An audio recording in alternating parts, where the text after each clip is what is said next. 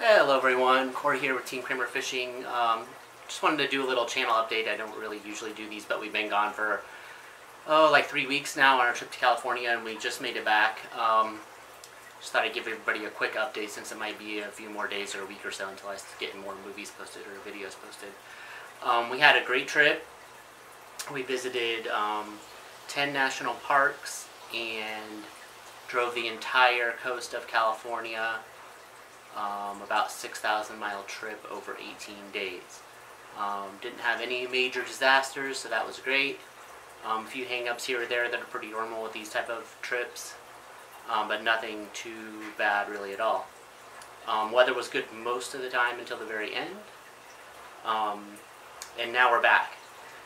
I'm doing a kind of family road trip travel vlog for this trip. It's going to take me quite a while to edit through everything. It's a different type of movie making or video making than kind of the typical fishing videos that we've been doing so far. So I'm learning a lot of new things, which should, I think, really help kind of the fishing videos going forward. We did have one day where we caught fish on this trip, but it ended up being, we had a couple other times we tried to fish and it didn't work out, or we just didn't catch anything. We had one day that was pretty fun, that we caught some small fish, but it ended up being logistically a little tricky for us to do very much fishing. I really needed to, given how much ground we were covering on our trip. I'm going to say, and if anybody else tries to do this, is probably a decent point of reference, or is you really need to schedule about 4 hours if you're going someplace you've never fished before. You know, and you're taking your family and you have kids and everything too. The other kind of restricting factor was Miles is still pretty small. I mean, he's like 5 years old. He doesn't really do much fishing, so one of us has to kind of keep an eye on him, and he kind of needs something to do. You know, going more than like an hour or so for him is a pretty long time to just be hanging around a pier or something like that, where he's just sort of sitting around watching the rest of us fish. So that, and the other thing is just kind of a road traveling mindset that you have, and then there's like a fishing mindset. And I noticed, you know, after a couple days where we were trying to fish and trying to kind of cover ground at the same time, it was pretty hard for me to switch gears to focusing on the fishing when I still had to find, you know, a place to park. I still had to make sure we got to the next place at kind of a reasonable time. Still had to kind of do all the normal things that you do when you're traveling. And then just fishing unfamiliar spots, it takes you a lot longer to kind of acclimate yourself to where you are. On top of that, California's fishing regulations are 127 pages long. It's not a super big deal if you're only fishing a couple spots, but when you're moving along, I mean, you can travel and not realize it into like a non-fishing zone pretty easily if you're not really keeping track of like all the regulations. I will say there were a couple spots that I think worked really well for us, or I think had the potential to work really well for anybody else's kind of traveling, maybe not doing as intense of a road trip as we were. Dana Point worked really well for us. There was facilities nearby, very kid friendly, lots of cool little microfish to catch. We caught a couple there. It's pretty sheltered from the wind. There's stuff for the other kids in the family to do if they don't want to fish. There's like a museum there, and a ship, and a beach, and that was probably the most ideal spot to take a family, I think, to fish. Another one was Morro Bay. was really well. We didn't end up fishing there just because we were just doing other things. We were looking for shells.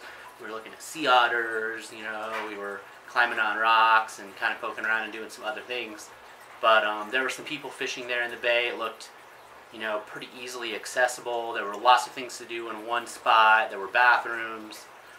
People were, you know, you could surf, you could look for shells, you could watch the wildlife, you could just watch people. Really, it would be a pretty great spot if anybody else is kind of traveling along the coast. In San Francisco Bay, Coyote Point Park we went to. That was also a really good, I think, family fishing spot. Provided, I have seen people catching quite a few rays out of the bay on YouTube. So, and it looked like it might be a pretty good spot for that. But again, lots of different facilities in one spot and very kind of family friendly.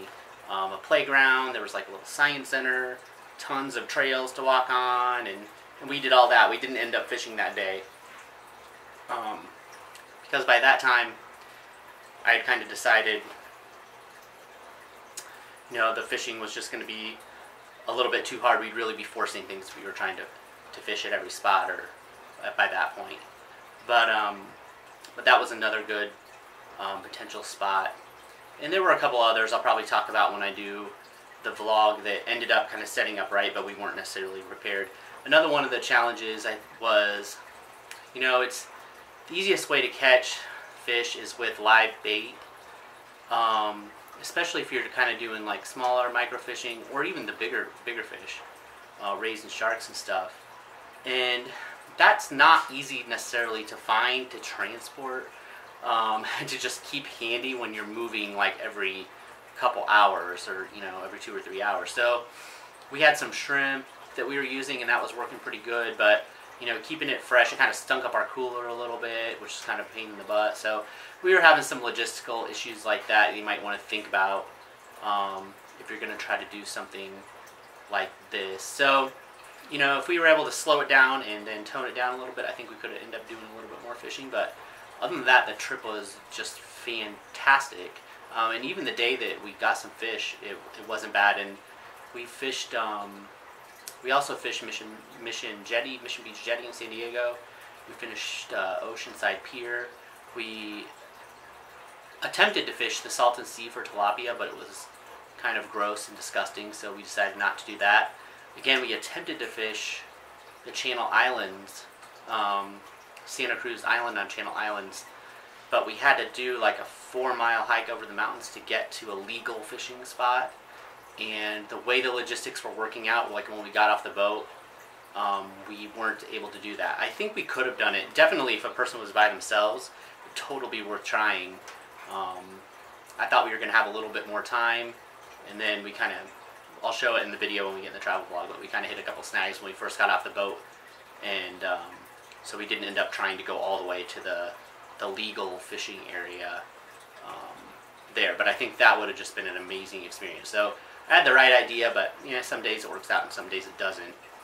The fishing was kind of the ice. It would have been the icing on the cake, you know, in a lot of these areas. But we definitely had the cake on this trip. So I'm putting that all together. I'm learning how to do a bunch of different editing techniques. I got a lot of the stuff uploaded, and I'm just working on them on YouTube. I use the YouTube video editor because it's free and it's cheap and all that. And it just takes more time because you got to upload everything, and then it has some limited capabilities, and you have to kind of learn different tricks and things like that to work around it. So I'm learning those tricks, and I'm gonna be doing some cool stuff, and I'll be getting some regular fishing videos. My goal is to get the travel vlog. There's probably going to be like 20 videos, I'm thinking, for that, and they'll start coming out like in May is my goal. And then we're into spring fishing season here now. I'm still cleaning up. We've been back a couple days. Gonna take another day to get everything put away and all the laundry done and everything. And then I'm gonna be out fishing. So, you know, definitely within the next week, I should have some just kind of regular fishing videos out. And then we'll be getting into summer and spring. So I'm really excited. But I got a lot of work ahead of me. Just hang in there. It's some pretty good stuff coming, I think. I mean, it was a pretty fun trip. I'm going to have a lot of tips. And I'm really going to focus on just kind of encouraging other families to consider doing trips like this with their family. Maybe not quite so big, but that's kind of my whole purpose, is to just get families to go outside.